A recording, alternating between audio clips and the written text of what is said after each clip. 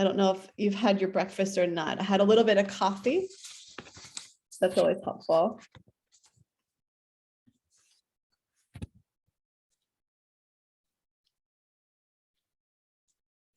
Wanted to, again, welcome you all this morning. I see Wanda has her coffee. That's great. Claire and Kate are going to help me out this morning by letting people into the discussion. I'm going to go ahead and get started because if we were at our breakfast table at Laurelville, we would go ahead and just get started right away. My name is Joanne Hunsberger, as you can see from my Zoom screen. We'll do a little bit more introductions later. But I wanted to start by framing our discussion this morning with two verses from the Bible that likely you're all very familiar with. The first is Micah 6:8. God has shown you, O people, what is good. And what does the Lord require of you but to do justly, to love mercy, and to walk humbly with your God. And the second verse that I'd like to use to frame our discussion is, I am the way and the truth and the life. No one comes to God the Father except through me. I'm going to continue with a song of gathering. It's written by Ralph Vaughan Williams. The music is written by Ralph Vaughan Williams, who was actually an atheist English composer from the early 1900s.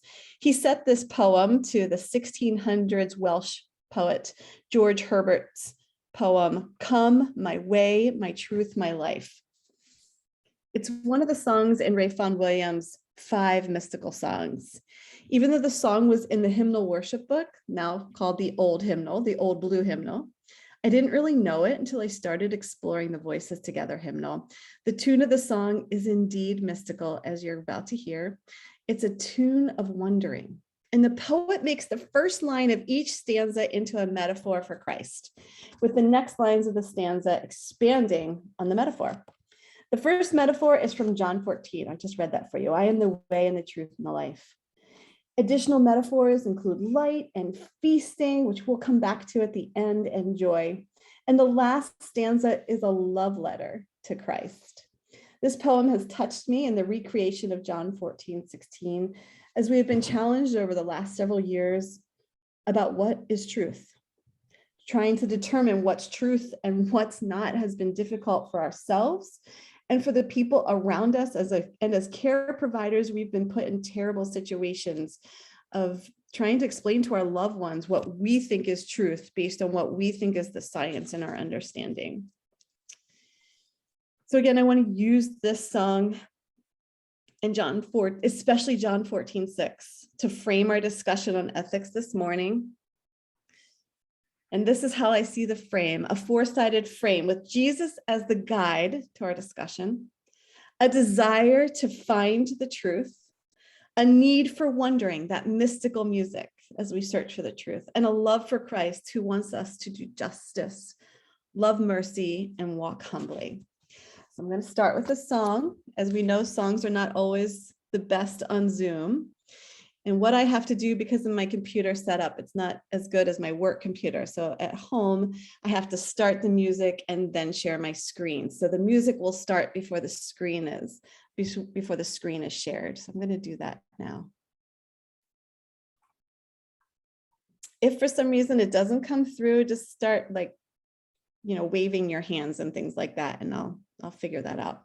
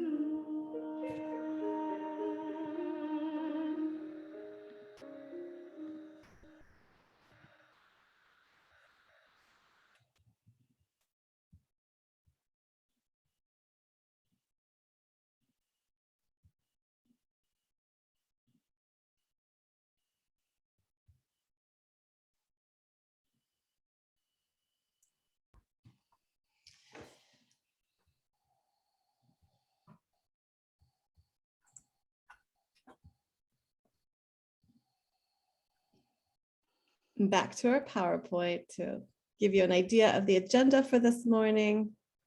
What I'd like you to do at this time is to go into your chat function. You'll see that Kate put up something, and put your name, where you're located, and your profession, or send a message to somebody. You can send an individual chat, but make sure you send a chat to everybody so they know your name, where you are, and something about you. And because this is kind of a professional meeting, why don't you go ahead and put your profession?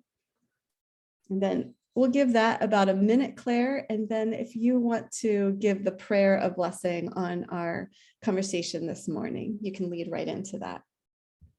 Okay.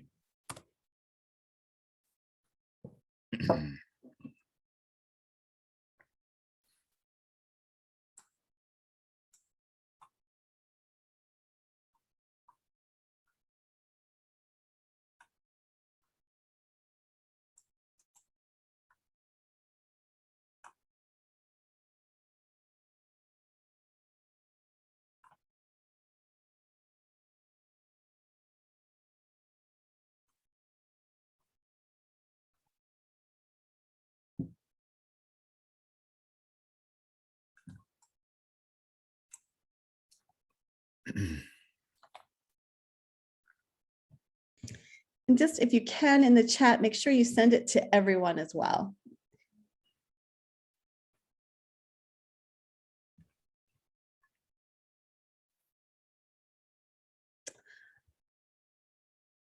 Oh, I see. It looks like you can't choose anyone. I'm not sure why that is. To send it to everyone. I'm so sorry about that. Well, we'll move into our prayer time. This prayer is in two parts. The first one is a prayer that's written by B. Lake, an Aboriginal poet that I love, and then I will close with my own words of prayer. Forever oneness, who sings to us in silence, who teaches us through each other, guide my steps with strength and wisdom. May I see the lessons as I walk, honor the purpose of all things. Help me touch with respect, always speak from behind my eyes. Let me observe, not judge. May I cause no harm and leave beauty and music after my visit. When I return to forever, may the circle be closed and the spiral be broader. Great God, we come to you today asking for your guidance, wisdom, and support as we begin this breakfast meeting. Help us to engage in meaningful discussion. Allow us to grow closer as a group and nurture the bonds of community. Fill us with your grace, Lord God, as we deliberate and think and join our hearts and minds together.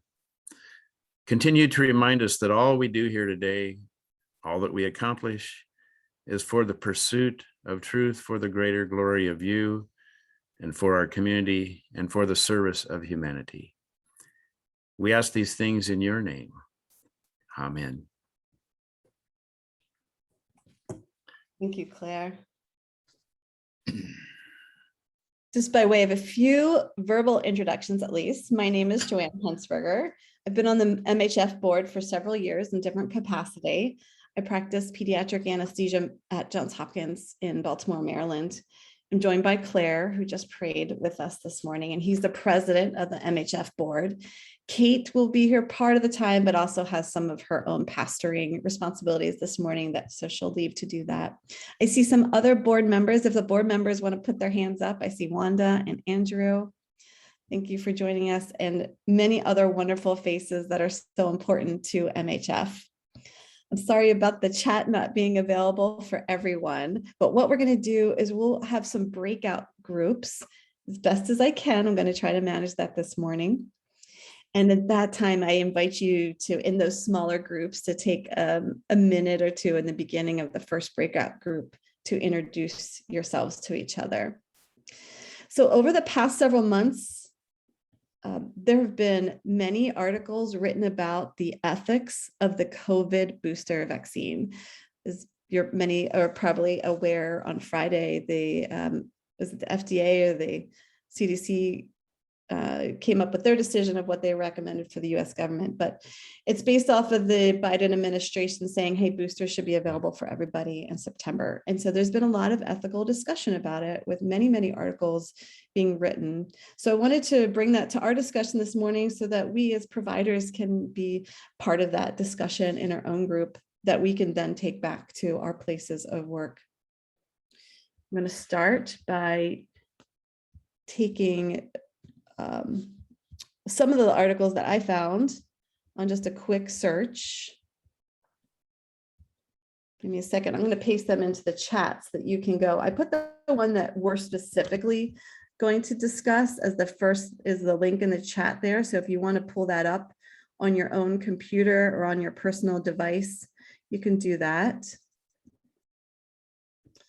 And now I'm going to put several others in the chat. So see, at 9:10, I put the one that we're going to specifically discuss and that we'll use for our discussion. But in there, I put just several more that have been in the news recently. I'm also going to put, and we already started with Micah 6:8 and John 14:6, but I'm going to also take some of this, what we've been talking about this weekend, this more with less concept that we can apply to our to MHF and how we are as providers. And I'm going to put those in the chat as well. The 5 life standards for the healing professions based on the more with less. So that's there for you as a reference as we go into this discussion. What I'd like to do is I'm going to read the first part of this article out loud. Nobody really had to do homework this weekend. I know Kate sent out the article, but I didn't really intend for you guys to have to spend your maybe a last summer weekend here reading an article. So I'm going to start, and then we're going to read 2 more sections. So we're going to read a section, have a breakout room, as long as I can make it work. And then we'll read 2 more sections and have 2 more breakout rooms. After each breakout room, we'll come back and discuss it as a larger group.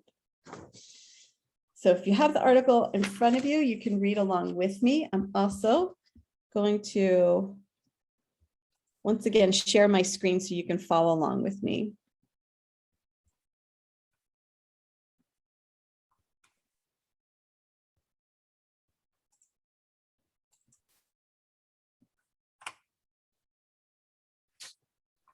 So this article comes from Ruth Faden. She is an ethicist at the Johns Hopkins Berman Institute. And it came across my desk just a couple of days ago. And I thought the reason I picked this one is because it kind of goes through questions and answers. So the first bit is going to be an introduction. And then after that, we get into this like question and answer kind of thing. So we'll start. Are boosters a bioethical bust? As several countries, including the United States, move forward with booster programs for COVID-19 vaccines, the World Health Organization continues to issue firm rebukes of such policies, pointing to glaring global inequities in vaccine access. Just last week, WHO Director General Tedros Adhanom Ghebreyesus urged countries to halt plans for booster shots for their general populations until 2022. I will not stay silent when companies and countries that control the global supplies of vaccines think the world's poor should be satisfied with leftovers, Tedros said at a September 8th news conference. Those statements follow the WHO's chief's earlier call for holding back all COVID-19 boosters until all countries can vaccinate at least 10% of their population.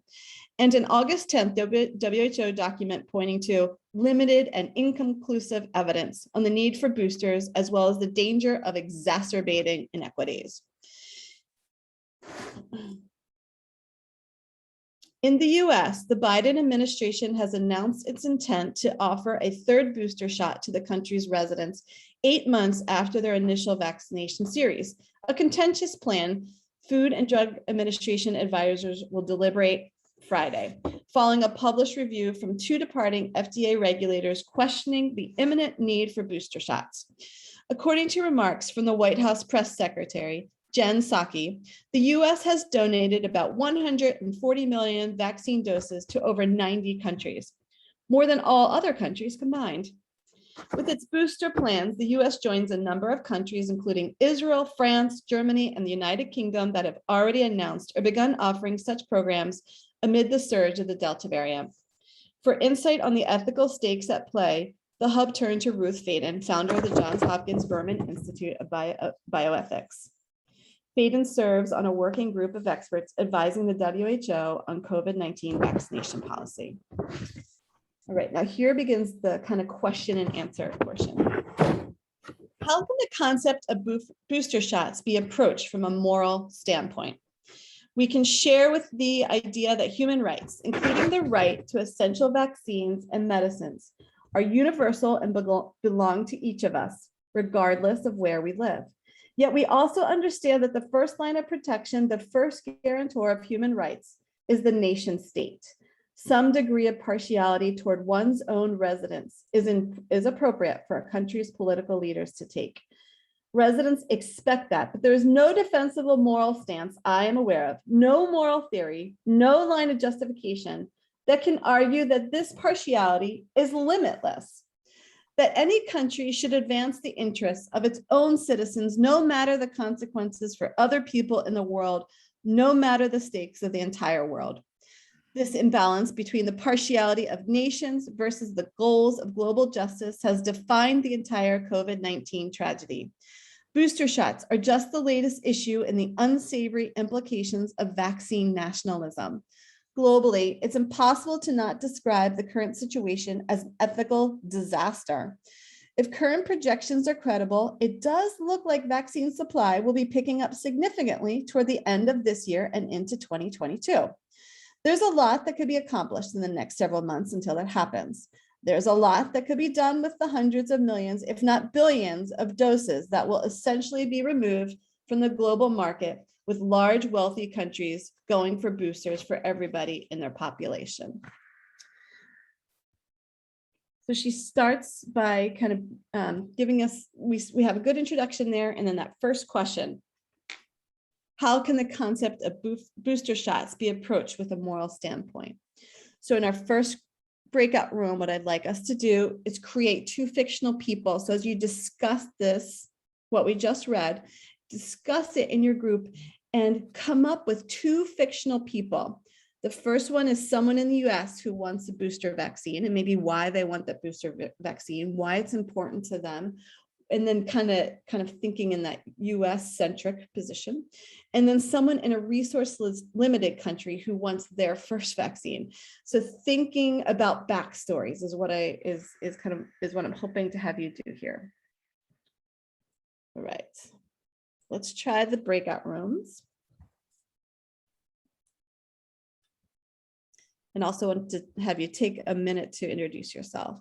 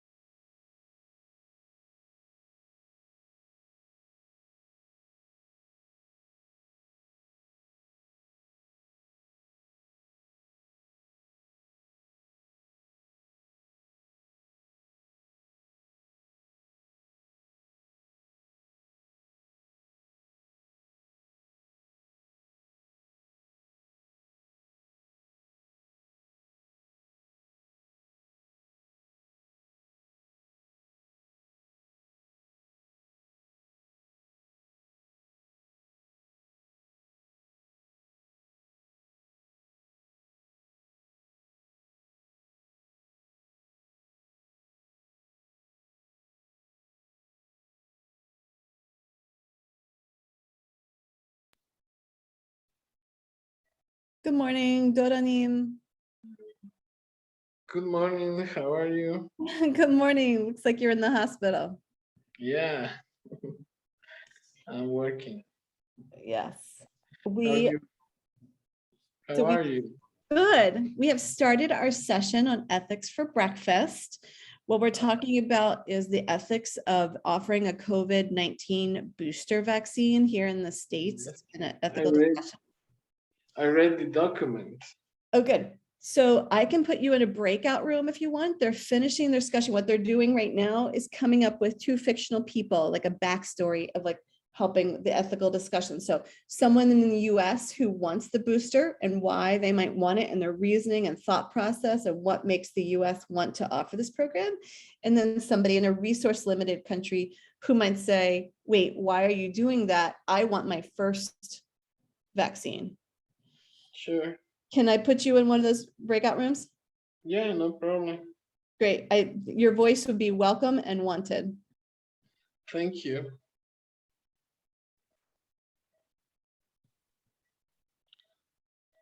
All right, you just have to click on that.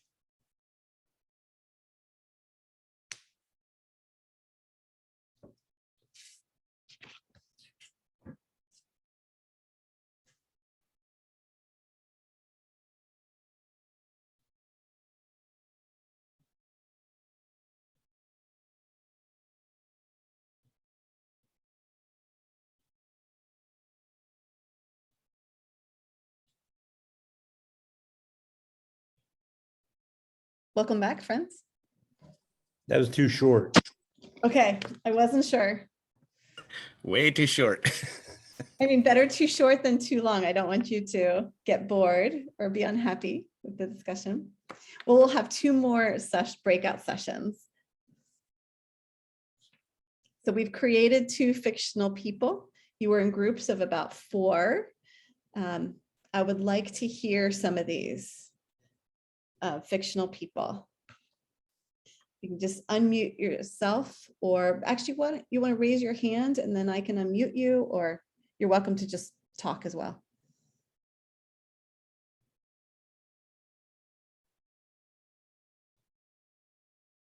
Go ahead, Charlene.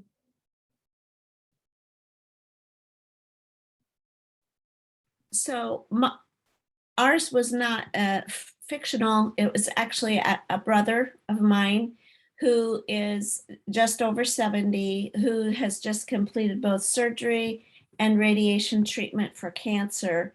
And he and my sister-in-law are planning their very first trip post-COVID for a family event on my sister-in-law's side. But in that trip, they are going to be making a circle, seeing family members they haven't seen in over 2 years, one of whom is my oldest brother, whose wife died very recently after a very short illness. And those two brothers are quite close. And I know my oldest brother is extremely looking forward to seeing my other brother.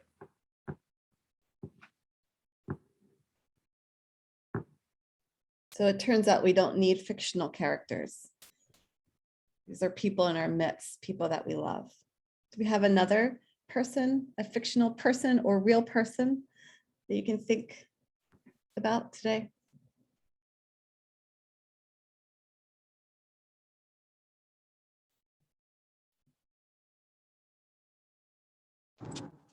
I don't know about fictional, so I'm in the car right now, but I don't know about fictional. But in my case, we recently had, so we have all gotten vaccinated. Most of my coworkers, the providers that I work with, and one of our providers just got COVID, and I'm sure that that's part of just the abysmal. It's like 50% vaccination rate in my county, and it's just this question of like, if no one else is willing to help protect us with a not completely effective vaccine, if the prevalence is so high in your population and you have to keep taking care of like this deluge of people that's coming in, like, it's not that we're indispensable, but it's not fair that no one else is helping to protect us. And so, yeah, again, not fictional. And so for us, I don't know. We often have like 2 or 3 doses at the end of just a normal vaccination day that they'll say, who wants to have their booster? And of course I'm going to say yes, and because otherwise that dose gets wasted. I haven't had that chance yet, but because it's always ended up going to another patient that has decided, oh, okay, yeah, sure, I'll go ahead and get my dose today. But when that opportunity comes around, it's going to be mostly a no-brainer for me. I almost feel like, because otherwise it's going to be wasted, and 2, because my community won't do their part to help me stay safe. So thinking as a provider, if my community is not keeping me safe, I need to do something to keep myself safe, because I'm essentially going on the front lines day after day and putting my life at risk. So this is one way I can decrease the risk as a provider of getting COVID and getting seriously ill. Doranim. Good morning, everyone. So I'm from Guatemala. We have problems with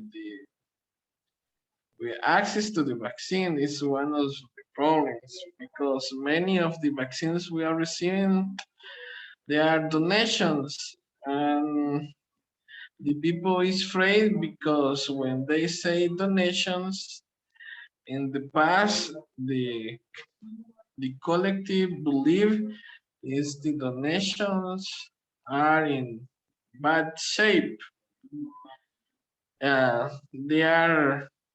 We have problems with the chain of cold to maintain the vaccines in stable refrigerations, and many people is listening the difficulties of our country, like Pfizer and Moderna needs a cool of change,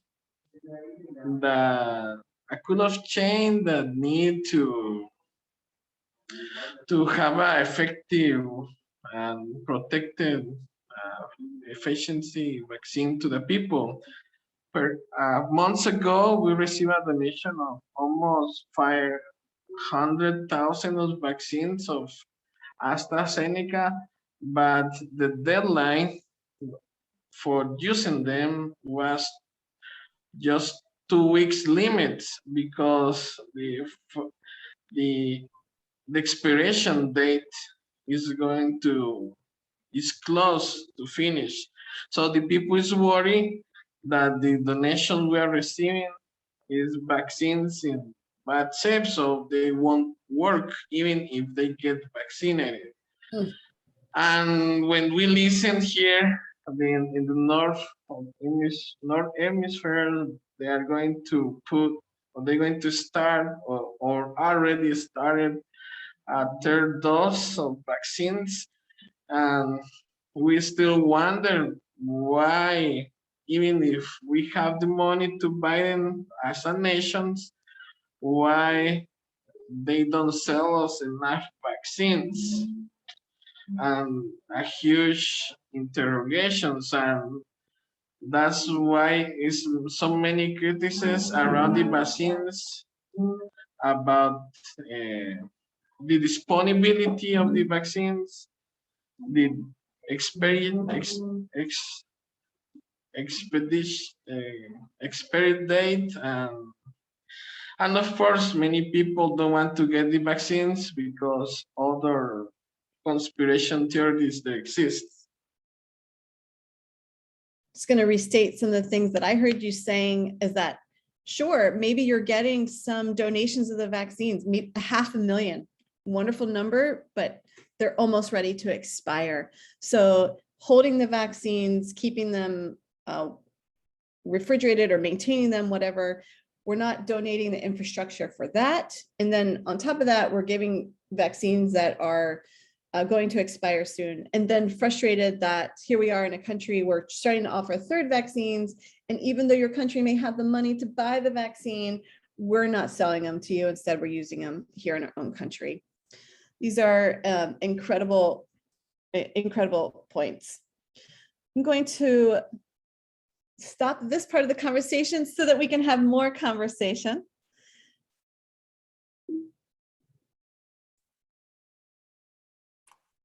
Do I have a volunteer who can read this next section? Andrew, would you be willing to read this next section? Yeah, sure. Absolutely. Does the basic rationale for booster programs hold up right now? Let's acknowledge that there's tremendous pressure for policymakers to act preemptively to get out in front of the evidence in the pandemic. But a lot of policy questions right now still require data to be answered in continued discussion. For example, what is the objective of a booster program?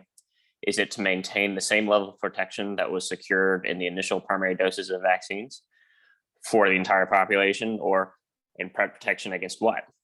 In the US, the vaccines we're using offer extraordinarily high levels of protection against severe disease and death, higher than anyone expected or hoped for.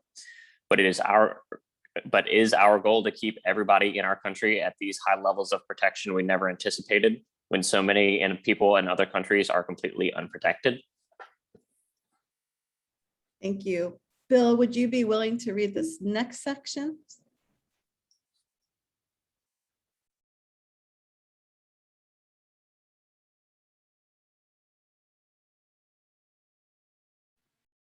Oops, sorry.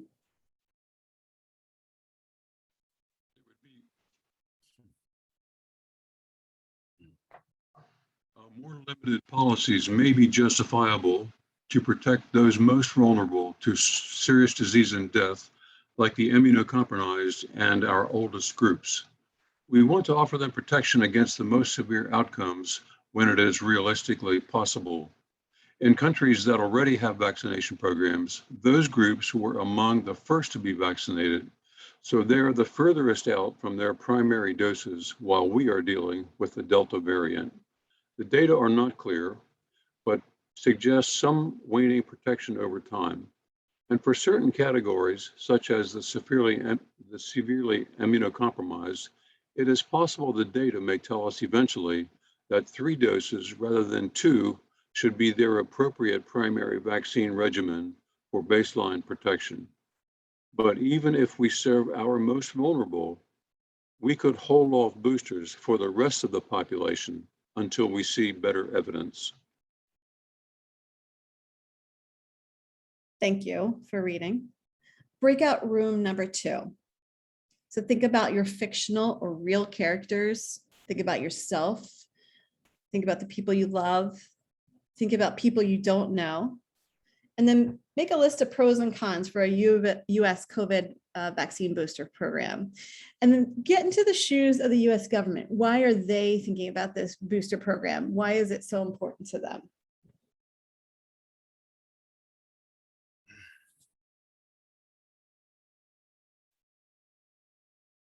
You're going to have a different room.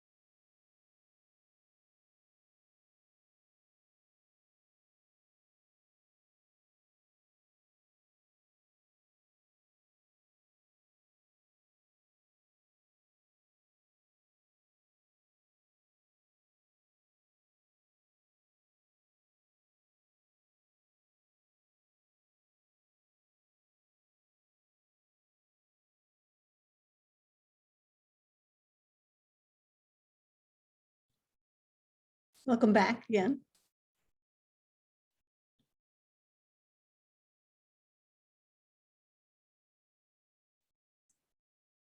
All right, let's do a little sharing about this, about the pros and cons of a US vaccine booster program. I'm interested in hearing your thoughts.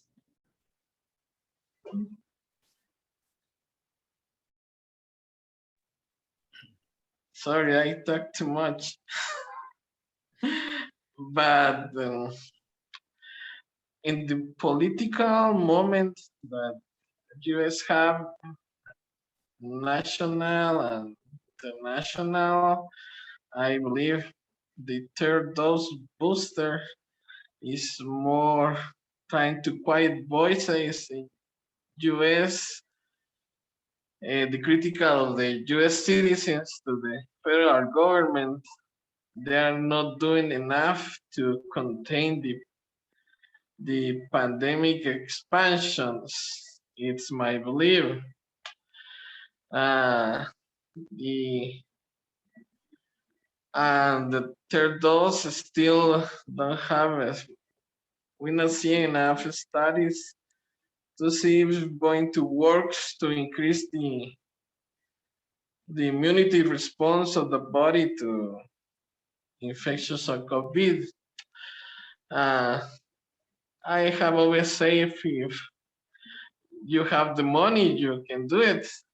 And if you have the vaccines, you can do the third dose. But it seems the wrong message to the general people, because it seems the people with the 2-dose regimen don't have enough trust, and now we are saying the third dose is necessary. So what the voices that I'm hearing here is like, so if the 2 first doses doesn't work enough, a third dose won't do the difference. So the science is wrong. So I believe that talking about a third dose right now perhaps is too premature, and what the US government is doing perhaps is more political than science-based. And the problem with that is, well, I'm not a US citizen, but I believe the US government have a lot of responsibility about social, economic impact.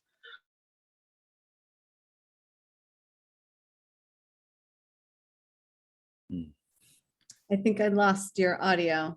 Totally. Well, we'll come back to you if your audio comes back. Is there anyone else who would be willing to share some of their thoughts on the pros and cons? Oh, there you are. We lost you there for a bit. I will talk later. I'm thinking better the idea I want to share. What I heard you saying is that this is in part political theater, that for the US government to help allay fears of the US public that they're not doing enough. So this is a way for them to show that they're being proactive at keeping the pandemic under control, but that there's also a lot of science that's missing about whether or not we need a third vaccine. Great points. Any other delegates from any of the other groups able to share some of your thoughts from your breakout group? Claire, I see you're unmuted. I don't know if you were going to talk, or Mark and Kathy, it looks like you're unmuted. Yeah, I was just going to comment that I think part of the ethical discussion has to do with the issue of supply. So that's where do we have the supply and or logistics to get this out? And how would we answer this question ethically in the presence of supply and logistics? And so when we ask the question of how would the US government reply, I think we're ending up in a very different situation when we ask the question in ample supply versus limited supply. So the suggestion has been made, well, this will be a different ethical question in January than it is in September.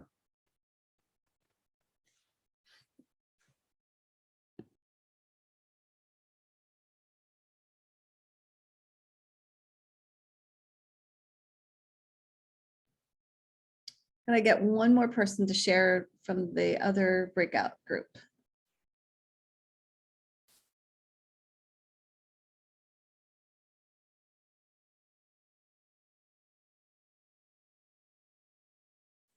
All right, then let's move on to the third part of the article.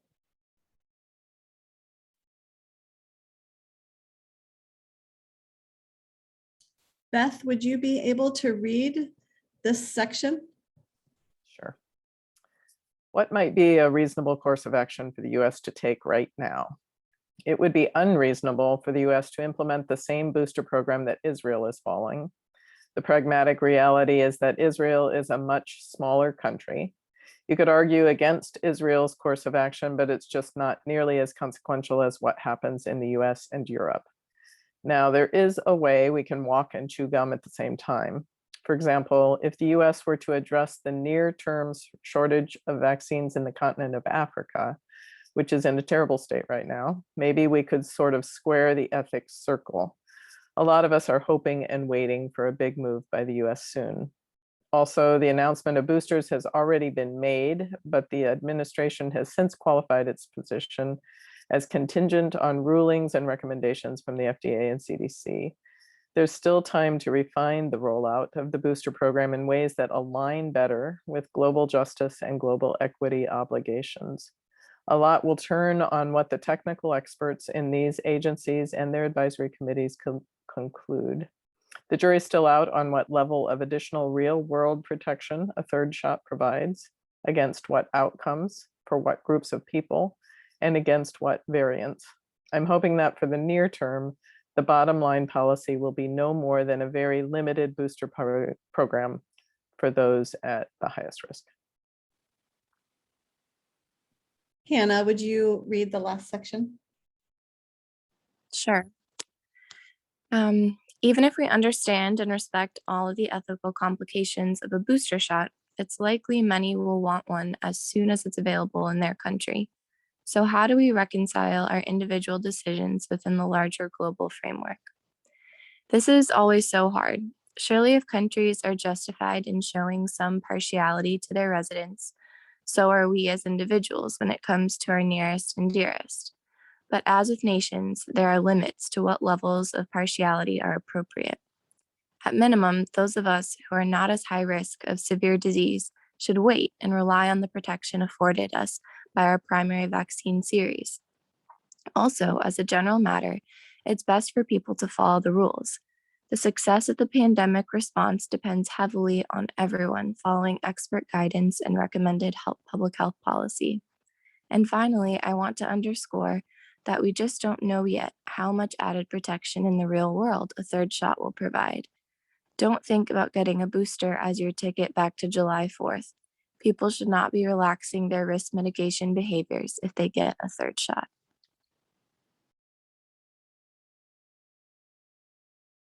Thank you both for reading. Now, our last breakout room. What do you think the US should do? Let's make this a personal conversation using lots of I statements, not trying to educate each other or even think about the data so much, except that it informs your I statement. What do you think that the US government should do? And then I invite you to think about that and what you think, and as we reconcile what the well-resourced countries have versus the limited resource countries. And then keep Micah 6:8 in your mind as you think about how our decisions should be made. God has shown you a people, what does the Lord require of you but to do justly, to love mercy, and to walk humbly with our God.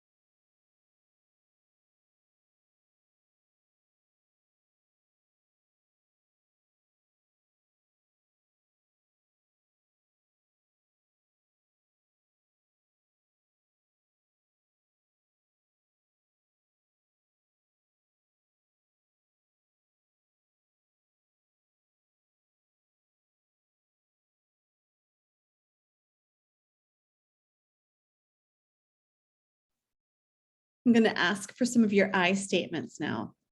What do you think? What is your think like? I mean, we just read this pretty succinct ethical paper, but we have lots of things in the back of our mind as care providers, as people who love people who could get sick, as somebody who wants to do justice and love mercy, as somebody who thinks about logistics, about supply and demand. What do you think? What is your I statement about what do you think the US government should do? And you don't have to even justify it, but you can, and it can be a little controversial. That's okay. But I just want to hear some of your I statements. I feel the US government should use its military to go all over the world and give shots to everybody. Thank you, Stan. Can I hear another I statement?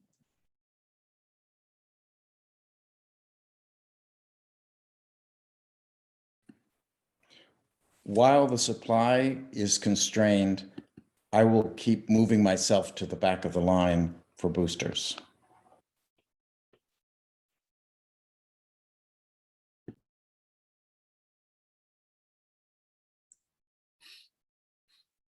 I will send this article out to my colleagues and also try to figure out where I can send it to decision makers who might need to be thinking about ethics as compared to supply.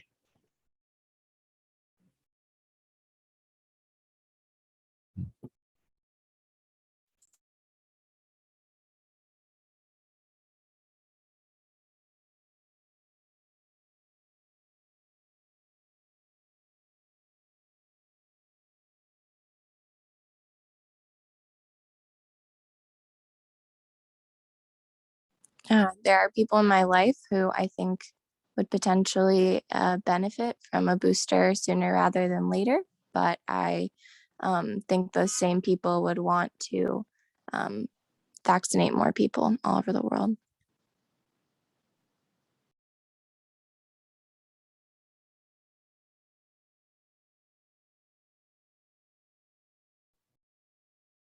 I'm going to call on some people that I haven't heard from. If you want to pass, that's totally I okay. commit to talking with people about this, even when I don't have the answers, and I'm willing to step to the back of the line for a booster. Thank you, Charlene. Thank you, Hannah. Wanda or Bill or Larry, Dodanim, Lisa. I was going to say that I am willing to not jump the queue, to try to stay at the back of the line. However, if I am working with COVID vaccine, and I will be within the near future, and there's the leftover dose, I'm going to take it as a gift from God. And since I work with nursing students, I will offer my arm to one student to practice on.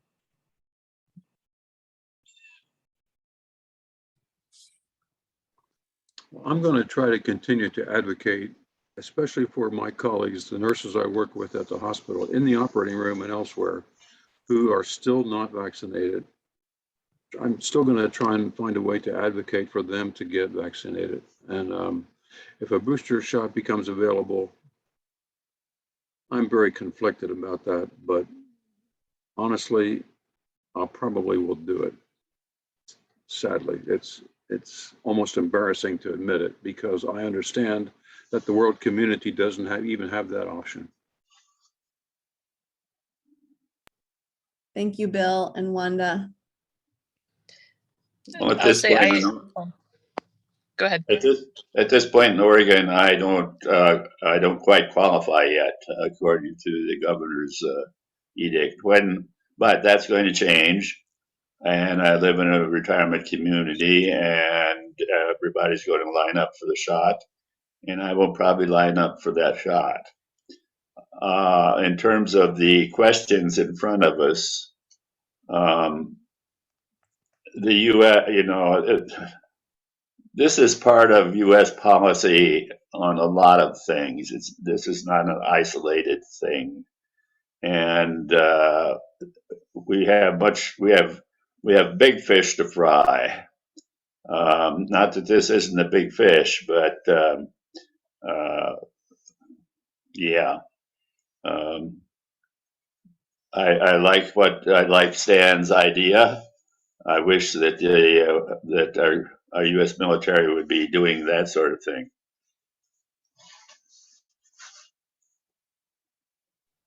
Thank you, Larry. We have time for one more person to share, and then I'm going to take us into the closing. I can say I identify a lot with Wanda, that if there is a leftover one available, I will take it. And I will also feel incredibly anxious and guilty when I do. No, that's not true. I will look at it as still yet another indication of the inequality of the world. And because it's not going to help anyone else in the world if that dose goes to waste. But I can still look for ways to try to advocate for a better distribution of resources. Thank you for your sharing, for your wonderful conversation. It's really hard to take this kind of this topic and look at it from different angles. I find that I can't have these conversations at work.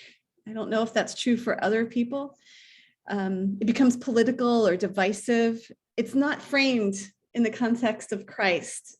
So I feel like here we can take this and frame this large discussion in the context of Christ. And I think that's what you did this morning, was really considered many people as you think about this controversial subject. So in closing, I want to take us to a place of virtual communion. In all honesty, I miss the worship with MHF. For those of you who've been there in person, give me a head nod if you miss our worship, our singing, our communion together. I might get teary-eyed here. That's okay, because that is such an incredible part of our meeting in person. And that's something we've all really struggled with not having over the last year and a half. Even if we have been starting to meet in person in our churches, it's limited, it's smaller groups, and it's been hard on our spirituality, our spiritual formation. So I'm so glad that I've been able to be with you here for this ethics for breakfast, but I am going to bring a little bit of communion into it. I'm going to bring a communion song, Hallelujah, Pelotza Rona. It's that feast that we talked about, or we sang about in that first song, the Christ as a feast. And so here we are, we have feasted on a rich discussion, and let's feast on this song. I will put the words up. It'll take me a second to switch back and forth. Please sing with me.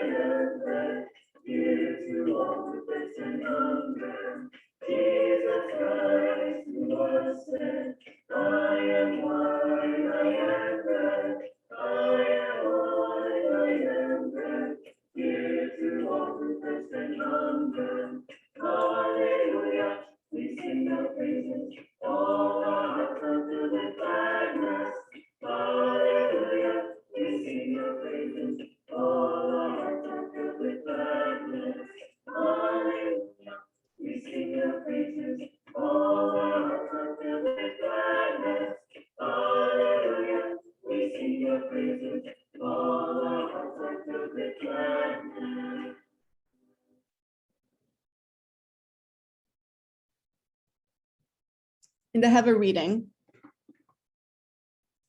It's from the Voices Together.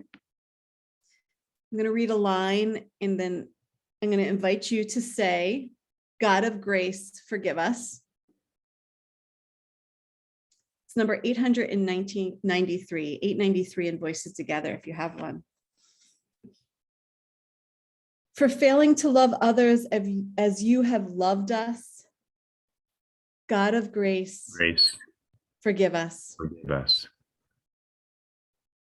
For wasting your gifts and hoarding our goods, God of grace, forgive us. For plundering the earth and abusing the planet, God of grace, forgive us. For fearing those who are strange to us and ignoring those in need, God of grace, forgive us. For losing heart and abandoning hope, God of grace, forgive us.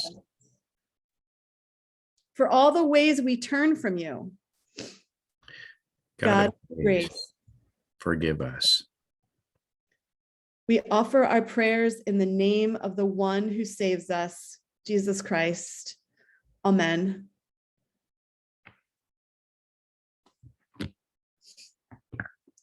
Thank you again for joining this Ethics for Breakfast discussion. I hope we can do it in future years. I'm going to leave the Zoom room going. If you would like to chat with anybody, I know many of you have church obligations that you would like to get to as well. Blessings to each of you. Thanks, Joanne. Thank you so much, Joanne, for leading us this morning. This was really, really rich. And thanks for the worship elements too. Absolutely. Joanne, I can't find you said that you had put in some other links to other articles. I don't see them in the chat anymore. Do you mind sending those like by email? Yeah, I'll send them to Kate to send out. Wonderful, thank you. And thanks for putting this together. Yes, my pleasure.